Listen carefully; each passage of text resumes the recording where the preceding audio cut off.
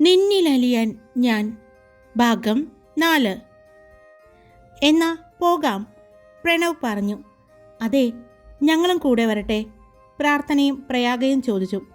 അതിനെന്താ പോര്, ജെൻസി പറഞ്ഞു. വേഗം റെഡിയായിട്ട് വാ, പാർവതിയും പറഞ്ഞു. അവർ രണ്ടുപേരും വേഗം റെഡിയാവാനായി പോയി. അങ്ങനെ എല്ലാവരും കൂടി അവിടെ നിന്നും ഇറങ്ങി. പ്രണവിൻ്റെ കാറിലും അവൻ്റെ അച്ഛൻ്റെ കാറിലുമാണ് അവർ ഷോപ്പിംഗ് മാളിലേക്ക് പോയത്. അവിടെ ചെന്ന് അത്യാവശ്യം വീട്ടിലേക്ക് വേണ്ട എല്ലാ സാധനങ്ങളും അവർ പർച്ചേസ് ചെയ്തു. അവിടെ നിന്നും ഇറങ്ങിയപ്പോൾ തന്നെ ഒത്തിരി സമയം ലേറ്റായിരുന്നു. അതുകൊണ്ട് ഫുഡ് കഴിക്കാമെന്ന് തീരുമാനിച്ചു. നമുക്ക് സ്ട്രീറ്റ് ഫുഡ് കഴിക്കാം, പ്രാർത്ഥന പറഞ്ഞു. അങ്ങനെ അവർ സ്ട്രീറ്റ് ഫുഡ് കഴിക്കാൻ വേണ്ടി പോയി. വടാപാവ്, ബേൽപൂരി, പാനിപൂരി, സേവ് പൂരി, ബോംബെ സാൻഡ്വിച്ച്, ഡെഗ്ദ patties, pav bhaji, omelette pav, kebab എന്നിവ മുംബൈയിലെ ഏറ്റവും പ്രശസ്തമായ തെരുവ് ഭക്ഷണങ്ങളിൽ ഉൾപ്പെടുന്നു. മുംബൈയിലെ പ്രശസ്തമായ പലഹാരങ്ങളിൽ കുൽഫിയും ഐസ് ഗോലയും ഉൾപ്പെടുന്നുണ്ട്. ഇതെല്ലാം കഴിച്ച് അന്ന് വയറ് നിറച്ചാണ് അവർ അപ്പാർട്ട്മെൻറ്റിൽ എത്തിയത്. അപ്പാർട്ട്മെൻറ്റിൽ എത്തിയതും ഓരോരുത്തരായി ഫ്രഷ് ആവാനായി പോയി. എന്നാൽ പാർവതി വാങ്ങിക്കൊണ്ടുവന്ന സാധനങ്ങളെല്ലാം അറേഞ്ച് ചെയ്തു വയ്ക്കുന്ന തിരക്കിലായിരുന്നു. അവൾക്കറിയാം അവൾ തന്നെയാണ് അത് കൈകാര്യം ചെയ്യേണ്ടതെന്ന്. അതുകൊണ്ട് അവളുടെ ഇഷ്ടത്തിനനുസരിച്ച് അവൾ അതെല്ലാം അറേഞ്ച് ചെയ്തു. ഫ്രിഡ്ജിലേക്കുള്ള സാധനങ്ങളെല്ലാം എടുത്തു വെച്ചു.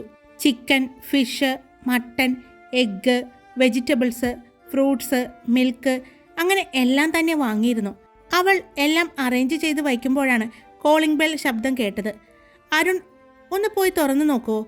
അവിടെ ഫോണിൽ കളിച്ചുകൊണ്ടിരുന്ന അരുണിനോട് അവൾ പറഞ്ഞു. അവൻ ചെന്ന് വാതിൽ തുറന്നതും മുന്നിൽ പ്രണവിൻ്റെ അമ്മയായിരുന്നു.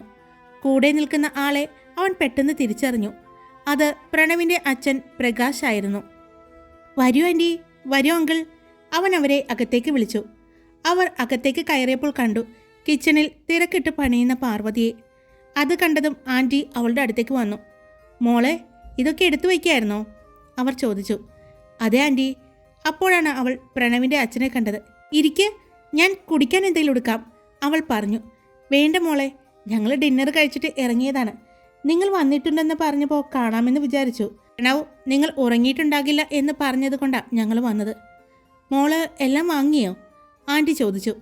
അത്യാവശ്യം എൻ്റെ ഓർമ്മയിലുള്ള സാധനങ്ങളെല്ലാം വാങ്ങി. അവർ അപ്പോൾ ആ കിച്ചൺ നോക്കുകയായിരുന്നു. അവൾ ഭംഗിയായി തന്നെ ഓരോ സാധനങ്ങളും എടുത്തു വച്ചിരിക്കുന്നത് അവർ കണ്ടു. മോള് വീട്ടിലെല്ലാം ചെയ്യാറുണ്ടെന്ന് തോന്നുന്നു, അവൾ ചോദിച്ചു. ചെയ്യാറുണ്ടോ എന്ന് വെച്ചാൽ ചെയ്യാറുണ്ട്, പക്ഷേ അമ്മ ഒരുപാടൊന്നും ചെയ്യിക്കില്ല. ഇപ്പോൾ പഠിക്കേണ്ട സമയമാണ്, അതുകൊണ്ട് പഠിച്ചാൽ മതി എന്ന് പറയും. എന്നാലും അത്യാവശ്യം എല്ലാം തന്നെ അമ്മ ഉണ്ടാക്കാൻ പഠിപ്പിച്ചിട്ടുമുണ്ട്, അവൾ പറഞ്ഞു. ആൻറ്റി, അവൾ നന്നായിട്ട് ഭക്ഷണം ഉണ്ടാക്കും.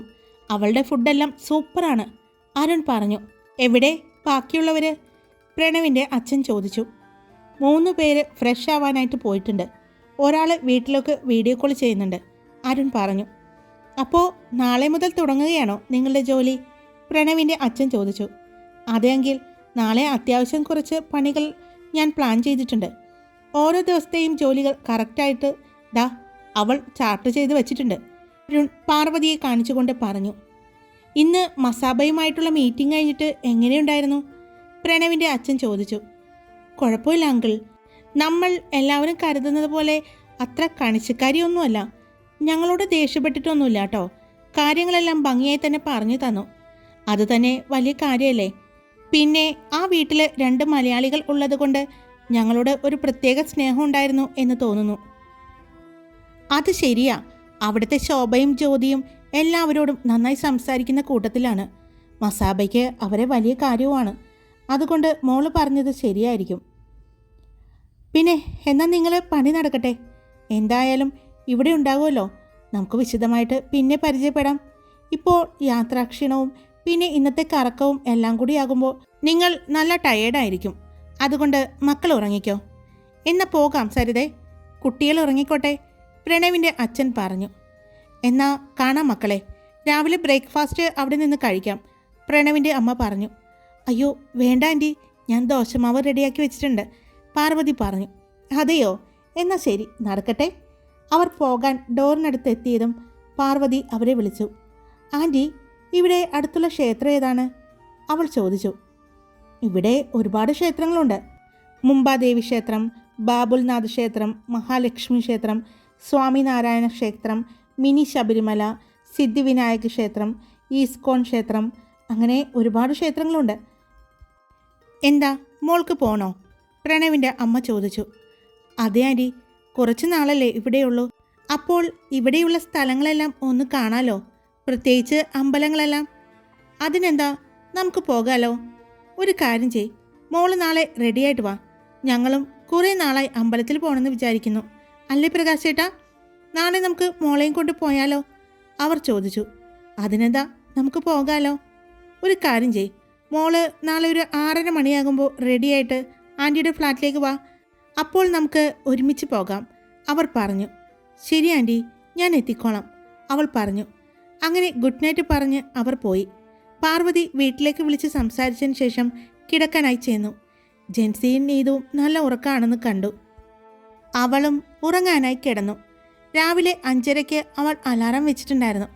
അലാം കേട്ടാണ് അവൾ എഴുന്നേറ്റു. അവൾ ചെന്ന് ഫ്രഷായി റൂമിൽ നിന്ന് പുറത്തേക്കിറങ്ങി. കിച്ചണിൽ ചെന്ന് ഒരു കോഫിയുമായി അവൾ ബാൽക്കണി ഡോറ് തുറന്ന് പുറത്തേക്ക് വന്നു. പുലർക്കാലം കാണാൻ നല്ല ഭംഗിയായിരുന്നു. അവൾക്കെന്തോ നാട് വല്ലാതെ മിസ്സ് ചെയ്യുന്നത് പോലെ തോന്നി. കോഫി കുടിച്ചുകൊണ്ടിരിക്കുമ്പോൾ എന്തോ ഓർത്തതുപോലെ അവൾ കോഫി കപ്പ് അവിടെ വെച്ചു. വേഗം റൂമിലേക്ക് ചെന്നു. അവൾ ബാഗ് തുറന്നു. അതിൽ നിന്നും ഒരു വെൽവെറ്റ് ബാഗുണ്ടായിരുന്നു. അവൾ അത് പുറത്തെടുത്തു. ശബ്ദമുണ്ടാക്കാതെ ഡോറ് തുറന്ന് പുറത്തേക്ക് വന്നു. ബാൽക്കണിയിൽ വന്ന് അവൾ ആ ക്ലോത്ത് തുറന്നു. അതിൽ അവളുടെ ചിലങ്കയായിരുന്നു. അവൾ അതൊന്ന് എടുത്തു നോക്കി. ആ പ്രഭാതത്തിൽ അവൾക്ക് ഒന്ന് പ്രാക്ടീസ് ചെയ്യണമെന്ന് തോന്നി. അവൾ മൊബൈലിൽ പാട്ട് വെച്ചുകൊണ്ട് ചിലങ്കയെടുത്ത് കാലിൽ കെട്ടി. ആ ബാൽക്കണിയിൽ തന്നെ നിന്നുകൊണ്ട് അവൾ നൃത്തം ചെയ്തു. കുറച്ച് സമയം കഴിഞ്ഞതും അവൾ നന്നായി ക്ഷീണിച്ചു. അതെല്ലാം എടുത്തു വെച്ച് സമയം നോക്കിയപ്പോൾ 6 മണി കഴിഞ്ഞു. അവൾ വേഗം തന്നെ കുളിക്കാനായി പോയി. കുളിച്ചിറങ്ങുമ്പോൾ അവൾക്ക് ഏറ്റവും ബുദ്ധിമുട്ടായി തോന്നിയത് മുടി ഉണക്കലാണ്. അവൾ ആ മുടി വെറുതെ അഴിച്ചിട്ടു. നെറ്റിയിൽ ഒരു പൊട്ടും വെച്ചു. വീട്ടിൽ നിന്നും കൊണ്ടുവന്ന ഒരു താമരയുടെ ഡിസൈനുള്ള സെറ്റ് സാരിയാണ് അവൾ ഉടുത്തത്. കയ്യിൽ കുപ്പിവളകളും കാതിൽ വലിയ ലക്ഷ്മിയുടെ ജിമിക്ക് കമ്മലും ഇട്ടുകൊണ്ട് അവൾ ആരെയും ഉണർത്താതെ മൊബൈലും എടുത്ത് അപ്പാർട്ട്മെൻറ്റിന് പുറത്തേക്ക് ചെന്നു. അവൾ വേഗം പ്രണവിൻ്റെ അപ്പാർട്ട്മെൻറ്റിലേക്ക് ചെന്നു. ബെല്ലടിച്ചതും പ്രണവിൻ്റെ അച്ഛൻ വന്ന് വാതിൽ തുറന്നു. മോള് റെഡിയായല്ലേ? ഇവിടെ ഒരാൾ കുറച്ചു നേരമായി റെഡിയാവാൻ കയറിയിട്ട് ഇതുവരെ ഇറങ്ങിയിട്ടില്ല, അങ്കിൾ പറഞ്ഞു. ഞാൻ ഇറങ്ങി എന്ന് പറഞ്ഞുകൊണ്ട് പ്രണവിൻ്റെ അമ്മ അങ്ങോട്ട് വന്നു. അപ്പോഴാണ് മുന്നിൽ നിൽക്കുന്ന പാർവതിയെ അവർ കാണുന്നത്. അവർ അവളെ തന്നെ നോക്കിക്കൊണ്ട് അവളുടെ അടുത്തേക്ക് വന്നു. ഞാൻ നാട്ടിലെത്തിയതുപോലെ തോന്നുന്നു മോളെ ഈ വേഷത്തിൽ കാണുമ്പോൾ, അവർ പറഞ്ഞു. അവളുടെ കവളിൽ പിടിച്ചു. നല്ല സുന്ദരിയായിട്ടുണ്ട് കേട്ടോ, ദൈവമേ കണ്ണ് കിട്ടുമല്ലോ എന്ന് പറഞ്ഞ് അവർ അവരുടെ കണ്ണിൽ എഴുതിയ കൺമഷിയെടുത്ത് അവളുടെ ചെവിക്ക് പിറകിലായി തൊട്ടുകൊടുത്തു. അവർ ചെയ്യുന്നത് നോക്കിക്കൊണ്ട് ചെറിയൊരു പുഞ്ചിരിയോടെ പ്രണവിൻ്റെ അച്ഛനും ഉണ്ടായിരുന്നു. അതെ മതി, പോയിട്ട് വരാം. ഇനിയും വൈകിക്കഴിഞ്ഞാൽ മുംബൈയിലെ റോട്ടിലേക്ക് ഇറങ്ങാൻ പറ്റാതെയാകും, പ്രണവിൻ്റെ അച്ഛൻ പറഞ്ഞു. അദ്ദേഹം മുന്നിൽ നടന്നു. പുറകിൽ പാർവതിയുടെ കൈ പിടിച്ചുകൊണ്ട് പ്രണവിൻ്റെ അമ്മയും നടന്നു. അവർ ലിഫ്റ്റ് ഇറങ്ങി താഴേക്ക് ചെന്നു. നിങ്ങളിവിടെ നിൽക്ക്, ഞാൻ പോയി കാറെടുത്തിട്ട് വരാം എന്ന് പറഞ്ഞ് പ്രണവിൻ്റെ അച്ഛൻ പോയി. അങ്ങനെ അവർ 3 പേരും അമ്പലത്തിലേക്ക് പോയി. മോളെ, നമുക്ക് മുംബാദേവി ക്ഷേത്രത്തിൽ പോകാം. ദേവിയെ തൊഴുതിട്ട് തന്നെ ആകട്ടെ മുംബൈയിലെ ആദ്യത്തെ ദിവസം, അല്ലേ മോളെ? പ്രണവിൻ്റെ അമ്മ പറഞ്ഞു. ഈ മുംബൈ നഗരത്തിൻ്റെ ദേവതയാണ് മുംബാദേവി. മുംബാദേവിയിൽ നിന്നാണ് മുംബൈ എന്ന പേര് വന്നത്. അംബാദേവിയുടെ ബഹുമാനാർത്ഥം നിർമ്മിച്ചതാണ് ഈ ക്ഷേത്രം. മുംബാദേവി ക്ഷേത്രത്തിന് 6 നൂറ്റാണ്ട് പഴക്കമുണ്ട്. ആദ്യത്തെ മുംബാദേവി ക്ഷേത്രം സ്ഥിതി ചെയ്യുന്നത് പോർബന്തറിലാണ്. വെള്ളിക്കിരീടവും മൂക്കൂത്തിയും സ്വർണ്ണമാലയും ഉള്ള അങ്കി ധരിച്ച മുംബാദേവിയുടെ ഒരു ചിത്രം അടങ്ങിയിരിക്കുന്നു. ഇടതുവശത്തായി മയിലിൽ ഇരിക്കുന്ന അന്നപൂർണയുടെ ഒരു ശിലാരൂപം. ശ്രീകോവിലിന് മുന്നിൽ ദേവിയുടെ വാഹകനായ ഒരു കടുവയുണ്ട്. നഗരത്തിൻ്റെ ഇന്നത്തെ പേര് മുംബാദേവിയിൽ നിന്നാണ് ഉരുത്തിരിഞ്ഞിരിക്കുന്നത്. ക്ഷേത്രം തന്നെ ആകർഷണീയമാണെങ്കിലും നഗരത്തിൻ്റെ രക്ഷാധികാരിയായ മുംബാദേവിക്ക് സമർപ്പിച്ചിരിക്കുന്നതിനാൽ ഇത് ഒരു പ്രധാന നാഴികക്കല്ലാണ്. പ്രണവിൻ്റെ അമ്മ പാർവതിക്ക് മുംബാദേവി ക്ഷേത്രത്തെക്കുറിച്ചുള്ള കാര്യങ്ങൾ പറഞ്ഞു കൊടുക്കുകയായിരുന്നു. അവർ ക്ഷേത്രത്തിലെത്തിയതും അങ്കിൾ കാറ് പാർക്ക് ചെയ്യാം എന്ന് പറഞ്ഞു പോയി. അപ്പോൾ പാർവതിയും പ്രണവിൻ്റെ അമ്മയും കൂടി നടന്നു. അവൾ ആ ക്ഷേത്രം നോക്കി കാണുകയായിരുന്നു. നമ്മുടെ കേരളത്തിലെ ക്ഷേത്രങ്ങളിൽ നിന്നും വളരെ വ്യത്യസ്തമായ ഒരു ക്ഷേത്രമാണ് മുംബാദേവി ക്ഷേത്രമെന്ന് അവൾക്ക് തോന്നി. മോളെ, ഞാൻ തട്ടം വാങ്ങിയിട്ട് വരാം എന്ന് പറഞ്ഞ് ആൻറ്റി പോയി തട്ടം വാങ്ങാനായി. പാർവതി അവിടെ നോക്കി കാണുകയായിരുന്നു. ആ ദേവിക്ക് വളരെ പ്രത്യേകതയുണ്ട് എന്ന് അവൾക്ക് തോന്നി. പക്ഷേ വളരെ ആകർഷണീയവുമായിരുന്നു. അവൾ ആ ദേവിയെ തന്നെ നോക്കി നിൽക്കുമ്പോഴാണ് അങ്ങോട്ട് പ്രണവിൻ്റെ അച്ഛൻ വന്നത്. മോളെ, സരിത എന്തിയെ? അത് അങ്കിൾ, ആൻറ്റി തട്ടം വാങ്ങാൻ വേണ്ടി പോയിരിക്കുകയാണ്, അവൾ പറഞ്ഞു. അപ്പോഴാണ് അവരുടെ അടുത്തേക്ക് ഒരു പ്രായമുള്ള സ്ത്രീയും അവരുടെ ഭർത്താവെന്ന് തോന്നിക്കുന്ന ഒരാളും വന്നത്. പ്രകാശ്, താൻ അമ്പലത്തിലേക്കൊക്കെ വരാറുണ്ടോ? അദ്ദേഹം അങ്കിളിനോട് ചോദിച്ചു. ഉവ്വ്, ഇടയ്ക്കൊക്കെ. പിന്നെ നമ്മൾ മലയാളികളല്ലേ, നമ്മൾക്ക് സ്ഥിരം ക്ഷേത്രത്തിൽ പോക്കൊന്നുമില്ലല്ലോ. എന്തെങ്കിലും വിശേഷപ്പെട്ട ദിവസം വന്നാലല്ലേ നമ്മൾ ക്ഷേത്രത്തിൽ പോകാറുള്ളൂ. അതുപോലെയൊക്കെ തന്നെയാണ് ഞാനും, പ്രകാശ് അങ്കിൾ പറഞ്ഞു. അല്ല, എവിടെ ഭാര്യ എന്തിയെ? അദ്ദേഹം ചോദിച്ചു. ഇവിടെയുണ്ട്, ആള് തട്ടം വാങ്ങാൻ വേണ്ടി പോയിരിക്കുകയാണ്, പ്രകാശ് അങ്കിൾ പറഞ്ഞു. ഇത് പ്രകാശിൻ്റെ മകളാണോ? അല്ല, എൻ്റെ മകൻ്റെ ഫ്രണ്ടാണ്. അവർ കേരളത്തിൽ നിന്ന് വന്നിരിക്കുകയാണ്. അതെയോ? അപ്പോഴാണ് അങ്ങോട്ട് പ്രണവിൻ്റെ അമ്മ വന്നത്. ഹാ സരിത, തന്നെ കണ്ടിട്ട് കുറേ നാളായല്ലോ, ആ സ്ത്രീ ചോദിച്ചു. ഞാൻ ഇടയ്ക്കൊക്കെ വരാറുണ്ട് ഇവിടെ.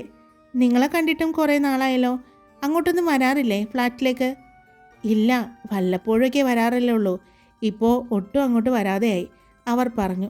എന്താ ഈ കുട്ടിയുടെ പേര്? ആ സ്ത്രീ ചോദിച്ചു. പാർവതി, അവൾ പറഞ്ഞു. അതെയോ? ശരിക്കും പാർവതി ദേവിയെ പോലെ തന്നെ ഉണ്ട് കേട്ടോ, അവർ പറഞ്ഞു. അവർ പറഞ്ഞത് പക്ഷേ പ്രണവിൻ്റെ അമ്മയ്ക്ക് ഒട്ടും ഇഷ്ടപ്പെട്ടില്ല. ഞങ്ങൾ പൊയ്ക്കോട്ടെ, ഇത് കഴിഞ്ഞിട്ട് വേണം പ്രകാശേട്ടന് ജോലിക്ക് പോകാനും മോൾക്ക് വർക്ക് ചെയ്യാനും. പെട്ടെന്ന് തന്നെ പ്രണവിൻ്റെ അമ്മ പാർവതിയുടെ കൈ പിടിച്ചുകൊണ്ട് നടന്നു. ഓ എൻ്റെ ദൈവമേ, ആരെ കാണരുതെന്ന് വിചാരിച്ചോ കറക്റ്റായിട്ട് അവരുടെ മുന്നിൽ തന്നെ വന്ന് പെട്ടു, പ്രണവിൻ്റെ അമ്മ പറഞ്ഞു. എന്താ ആൻറ്റി?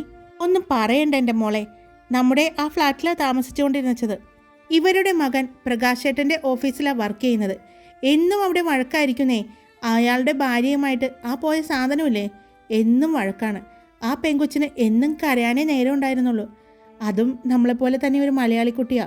പക്ഷേ എന്ത് ചെയ്യാനാ, ഈ സാധനം വളരെ മൂശാട്ടയാ, കാണുന്നത് പോലെയൊന്നുമല്ല. എപ്പോഴും ആ പെങ്കൊച്ചിനെ എന്തെങ്കിലും പറഞ്ഞ് വേദനിപ്പിക്കും. അവർ സ്നേഹിച്ച് കല്യാണം കഴിച്ചതാണേ, എന്താ പറഞ്ഞിട്ട് കാര്യം. തീരെ സഹിക്കാൻ പറ്റാതെ ആയപ്പോൾ ആ പയ്യൻ ഇവർക്ക് മറ്റൊരു ഫ്ലാറ്റ് എടുത്തു കൊടുത്തു അവിടേക്ക് മാറ്റി. ഇപ്പോൾ അവർ രണ്ടുപേരും അവിടെ സ്വസ്ഥമായിട്ട് ജീവിക്കുന്നു. എന്നാലും ഇടയ്ക്കിടയ്ക്ക് ഇവറ്റങ്ങളുടെ ഒരു വരവുണ്ട്. എന്തെങ്കിലും പറഞ്ഞ് അന്ന് അവിടെ വഴക്കുണ്ടാക്കിയിട്ടായിരിക്കും തിരിച്ചു പോകുന്നത്. പിന്നെ അവർ രണ്ടുപേരും വലിയ കുഴപ്പമൊന്നുമില്ലാത്ത കുട്ടികളാട്ടോ, പ്രണവിൻ്റെ അമ്മ പറഞ്ഞുകൊണ്ടിരുന്നു. മോളെ എന്തെങ്കിലും പറഞ്ഞോ? ഇല്ല, വേറെ ഒന്നും പറഞ്ഞില്ല. ഒരു കരിങ്കണ്ണിയാ ശരിക്കും പറഞ്ഞ, അവർ പറഞ്ഞു. അമ്പലത്തിൽ വന്നിട്ട് ഇങ്ങനെ മറ്റുള്ളവരെ കുറ്റം പറയാതെ എൻ്റെ സരിതേ, അതും പറഞ്ഞുകൊണ്ട് പ്രണവിൻ്റെ അച്ഛൻ വന്നു. ഞാൻ കുറ്റമാണോ പറഞ്ഞത്? അവരുടെ സ്വഭാവമല്ലേ പറഞ്ഞത്, അല്ലാന്ന് തോന്നുന്നുണ്ടോ പ്രകാശേട്ടന്? താൻ പറഞ്ഞത് ശരിയാ, പക്ഷേ അത് ഈ അമ്പലനടയിൽ വെച്ച് വേണോ എന്ന് പറഞ്ഞ് അദ്ദേഹം ചിരിച്ചുകൊണ്ട് നടന്നു. വാ മോളെ, മോളിതൊന്നും കാര്യമാക്കണ്ട, അദ്ദേഹം പറഞ്ഞു. അവർ 3 പേരും ദേവിയെ തൊഴുത് അവിടെ നിന്നും മടങ്ങി. അവർ തിരിച്ച് അപ്പാർട്ട്മെൻറ്റിലെത്തുമ്പോൾ, ആൻറ്റി, ഇവിടെ ഒരു കുഞ്ഞ് കൃഷ്ണക്ഷേത്രം ഉണ്ടെന്ന് പറഞ്ഞില്ലേ, നമുക്ക് അങ്ങോട്ടൊന്ന് പോയാലോ? ആ, അതിനെന്താ പ്രകാശേട്ടാ, ഞങ്ങൾ നമ്മുടെ കൃഷ്ണക്ഷേത്രത്തിലുണ്ടാവും. പ്രകാശേട്ടൻ കാറ് പാർക്ക് ചെയ്തിട്ട് അങ്ങോട്ട് വന്നാൽ മതി, അവർ പറഞ്ഞു. അവർ പാർവതിയെയും കൊണ്ട് നടന്നു. പാർവതിയോട് വീണ്ടും അവിടുത്തെ വിശേഷങ്ങളെല്ലാം പറയുന്നുണ്ട്. അവർ രണ്ടുപേരും നടന്നു പോകുമ്പോൾ കുറച്ച് പ്രായമുള്ള ആളുകൾ അവിടെ നടക്കാനും ആ ഗാർഡനിൽ വന്ന് ഇരിക്കുകയും യോഗ ചെയ്യുകയും എല്ലാം ചെയ്യുന്നുണ്ട്. പാർവതി അതെല്ലാം നോക്കി നടക്കുകയായിരുന്നു. എന്നാൽ എല്ലാവരുടെയും നോട്ടം പാർവതിയിലായിരുന്നു. അത് പ്രണവിൻ്റെ അമ്മ ശ്രദ്ധിക്കുന്നുണ്ടായിരുന്നു. അവർ രണ്ടുപേരും ആ കൃഷ്ണക്ഷേത്രത്തിലേക്ക് ചെന്നു. അവിടെ ഇരിക്കുന്ന ആ ഭഗവാനെ കണ്ടതും പാർവതിക്ക് എന്തോ നാട്ടിലുള്ള കൃഷ്ണക്ഷേത്രം ഓർമ്മ വന്നു. ശരിക്കും അതുപോലെ തന്നെ തോന്നിക്കുന്നു, അവൾ മനസ്സിൽ വിചാരിച്ചു. മോൾക്കറിയോ, ഈ കൃഷ്ണവിഗ്രഹത്തിന് ഒരു പ്രത്യേകതയുണ്ട്. ഇത് ഗുപ്ത ഫാമിലി കൊണ്ടുവന്നതാണ്. പ്രകാശേട്ടൻ പറഞ്ഞിട്ടുള്ള ഒരു അറിവ് വെച്ചിട്ടാണെങ്കിൽ ഇത് ഇന്ദ്രജിത്ത് ലോകനാഥ ഗുപ്ത പ്രത്യേകം പറഞ്ഞ് പണി കഴിപ്പിച്ചതാണ് എന്നാ കേട്ടിരിക്കുന്നത്. എല്ലാം തനിത്തങ്കമാണെന്നൊക്കെ പറയുന്നുണ്ട്. ആർക്കും അതൊന്നും അറിയില്ല കേട്ടോ. മോള് ഇന്നലെ അവിടെ ചെന്നപ്പോൾ ഒരു പ്രായമുള്ള സ്ത്രീയെ കണ്ടില്ലേ? ഇന്ദ്രജിത്തിൻ്റെ മുത്തശ്ശിയാണ്, അച്ഛൻ്റെ അമ്മ. അവർ എല്ലാ ദിവസവും ഇങ്ങോട്ട് വരാറുണ്ട്. അവരാണ് ഇപ്പോൾ ഈ അമ്പലത്തിലെ എല്ലാ കാര്യങ്ങളും നോക്കുന്നത്. ഉത്സവം വരെ നടത്താറുണ്ട് ഇവിടുത്തെ, പാർവതിയോട് അവർ പറഞ്ഞു. അപ്പോഴാണ് പ്രകാശങ്കൾ അങ്ങോട്ട് വന്നത്. പ്രാർത്ഥിച്ചോ? കഴിഞ്ഞു. എന്നാ നിൽക്ക്, ഞാനൊന്ന് തൊഴുതിട്ട് വരട്ടെ. അദ്ദേഹവും ചെന്ന് തൊഴുതിട്ട് വന്നു. അവർ 3 പേരും കൂടി നടക്കുമ്പോഴാണ് പുറകിൽ നിന്നും ഹായ് പ്രകാശങ്കൾ എന്നുള്ള വിളി കേട്ടത്. അത് കേട്ടതും അവർ 3 പേരും തിരിഞ്ഞു നോക്കിയപ്പോൾ അഖിലായിരുന്നു. Good morning sir. Good morning. എന്താ അമ്പലത്തിലേക്കൊക്കെ? അത് മോള് വന്നപ്പോൾ അവൾക്ക് ഒന്ന് അമ്പലത്തിൽ പോകണമെന്ന് പറഞ്ഞു. അപ്പോൾ ഞങ്ങൾ മുമ്പാദേവി ക്ഷേത്രത്തിൽ പോയിട്ട് വന്ന വഴിയാണ്. അപ്പോഴാണ് ഇവിടെയും ഒന്ന് കയറി തൊഴുതിട്ട് പോകാമെന്ന് വിചാരിച്ചു, പ്രകാശങ്കൾ പറഞ്ഞു. അതെയോ? അപ്പോഴാണ് അഖിൽ പാർവതിയെ നോക്കുന്നത്. ശരിക്കും ഇപ്പോൾ നാട്ടിലെത്തിയൊരു പ്രതീതിയാണ് കേട്ടോ. ഇതുപോലെയൊക്കെ കാണണമെങ്കിൽ കേരളത്തിലേക്ക് എത്തണമല്ലോ, അഖിൽ പറഞ്ഞു. അപ്പോഴാണ് അഖിലിൻ്റെ പുറകെ നടന്നു വരുന്ന ഇന്ദ്രജിത്തിനെ പാർവതി കാണുന്നത്. ഒറ്റ പ്രാവശ്യമേ കണ്ടുള്ളെങ്കിലും ആ മുഖം എല്ലാവരും പെട്ടെന്ന് ഓർക്കുമെന്ന് അവൾക്ക് തോന്നി. പാർവതി ഇന്ദ്രജിത്തിനെ ഒന്ന് നോക്കി. ബ്ലാക്ക് വീനെക്ക് ടീഷർട്ടും ബ്ലാക്ക് ട്രാക്ക് പാൻറ്റും ഇട്ടാണ് വരുന്നത്. ടീഷർട്ട് നനഞ്ഞിട്ടുണ്ട്. അത് വിയർപ്പിനാൽ നനഞ്ഞതാണെന്ന് അവൾക്ക് തോന്നി. മുടിയെല്ലാം നെറ്റിയിലേക്കും മറ്റും വീണ് കിടക്കുന്നു. ഫോണിൽ ആരോടോ ഗൗരവമായി സംസാരിച്ചു കൊണ്ടാണ് വരുന്നത്. പാർവതിയുടെ നാടെവിടെയാണ്? പെട്ടെന്ന് അഖിൽ ചോദിച്ചതും അവൾ അവനെ ഒന്ന് നോക്കി. എന്താ അല്ല, തൻ്റെ നാടെവിടെയാണെന്ന്. ഞാൻ ആലപ്പുഴയാണ്. അതെയോ? എന്നാ ഇവിടുത്തെ പ്രോഗ്രാം തുടങ്ങുന്നത്? അത് 5 ദിവസം കഴിഞ്ഞ ഫസ്റ്റ് റൗണ്ടാണ്, അവൾ പറഞ്ഞു.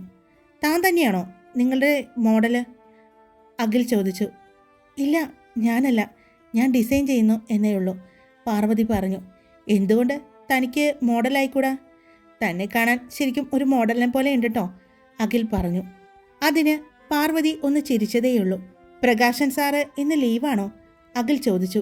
ഇല്ല സർ, ഞാൻ വരുന്നുണ്ട്. എന്താ സാർ അങ്ങനെ ചോദിച്ചത്? അല്ല, സാറിന് ഗസ്റ്റൊക്കെ ഉണ്ടല്ലോ, അതുകൊണ്ടാണ്. ഇല്ല, ഇവർ ഞങ്ങളുടെ ഗസ്റ്റ് അല്ലല്ലോ, ഞങ്ങളുടെ മക്കള് തന്നെയാണ്, പ്രണവിൻ്റെ അച്ഛൻ പറഞ്ഞു. അപ്പോഴേക്കും ഇന്ദ്രജിത്ത് അവരെയൊക്കെ മറികടന്ന് നടന്നിരുന്നു. ആള് ഫോണിലായതുകൊണ്ട് മറ്റാരെയും ശ്രദ്ധിക്കുന്നില്ല എന്ന് പാർവതിക്ക് തോന്നി. അവളും പിന്നെ നോക്കാതെ ആൻറ്റിയുടെ കൈ പിടിച്ചുകൊണ്ട് നടന്നു. എന്നാ ഞാൻ അങ്ങോട്ട് ചെല്ലട്ടെ സാർ എന്ന് പറഞ്ഞുകൊണ്ട് പ്രണവിൻ്റെ അച്ഛനും അവരുടെ ഒപ്പം തന്നെ നടന്നു. ഇന്ദ്രജിത്ത് അവിടെ നിന്ന് ഫോണിൽ സംസാരിക്കുമ്പോൾ അഖിൽ അവൻ്റെ അടുത്ത് നിന്നു. ഫോൺ കട്ട് ചെയ്തതും ഇന്ദ്രജിത്ത് അഖിലിനെ ഒന്ന് നോക്കി. അഖിൽ നടന്നു പോകുന്ന പാർവതിയെ നോക്കി നിൽക്കുന്നത് ഇന്ദ്രൻ കണ്ടു. എന്താ അഖിൽ, നീ ഇങ്ങനെ നോക്കുന്നത്? ഇന്ദ്രൻ ചോദിച്ചു. ഒന്നുമില്ല. ആ കുട്ടിയുടെ മുടി കണ്ടോ നീ? എന്ത് ഭംഗിയല്ലേ. നമ്മൾ യക്ഷിക്കഥകളിലൊക്കെ പറയുന്ന പോലെ നീണ്ട പനങ്കൂല പോലത്തെ മുടി എന്നൊക്കെ പറയില്ലേ, അതുപോലെ ഇരിക്കുന്നു. പിന്നെ ആളെ കാണാനും നല്ല ഭംഗിയുണ്ടല്ലേ, അഖിൽ പറഞ്ഞു. ഇന്ദ്രൻ അഖിലിനെ ഒന്ന് നോക്കി. നീ നോക്കണ്ട, ഞാൻ വേറൊന്നും ഉദ്ദേശിച്ച് പറഞ്ഞതല്ല എൻ്റെ പൊന്ന് ഇന്ദ്ര, നീ ഇനി എൻ്റെ മെക്കിട്ട് കയറാൻ നിൽക്കണ്ട എന്ന് പറഞ്ഞുകൊണ്ട് അഖിൽ നടന്നു. ഇന്ദ്രനും അവൻ്റെ പുറകെ തന്നെ നടന്നു.